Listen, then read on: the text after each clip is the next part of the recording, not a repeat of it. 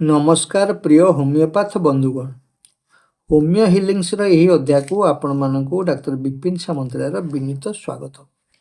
बंधुगण, एठारे आमे भर्सन टू रुब्रिक्स रोगीर अभिव्यक्ति रुब्रिक्र उक्ति श्रृंखलार आउ एक वक्तव्य और ताहार यथार्थ समार्थ रुब्रिक संपर्क में आलोचना करवा।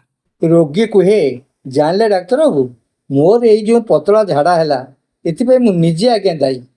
कालीर भोजी रे कहीं गला मुझे तेल मसला माछ मांस गुड़ाक खाइली के जानी। मोर तो पेट खराब, मो देहरे चलेनी, हेले मु बेसी खाईदेली, मु भोगीनी ताऊ किए भोग कहले कहीं मुझे बोकामी के लिखे जानी।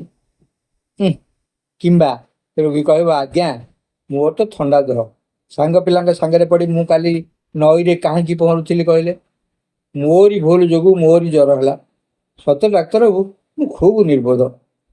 बंधुगण, यहीपर निजर बोकामी निजक दोष देउथिबा किंबा निंदा करथिबा व्यक्तिर यही अभिव्यक्ति गोटे रुब्रिक हेउची delirium blames himself for his folly. Delirium अर्थ हेउची प्रलाप। देखिए, रोगी तार वक्तव्य बारंबार दोहराई बारंबार बिथेई से निजक दोष दे चलिब। यही कथार से निजर भूल निजक सब बेले दोष देव बा धिक्कारी हेब। एठारे फलीर अर्थ हेउची निर्बोधता बा बोकामी, आ ब्लेम अर्थ निंदा करिबा बा दोष देवा।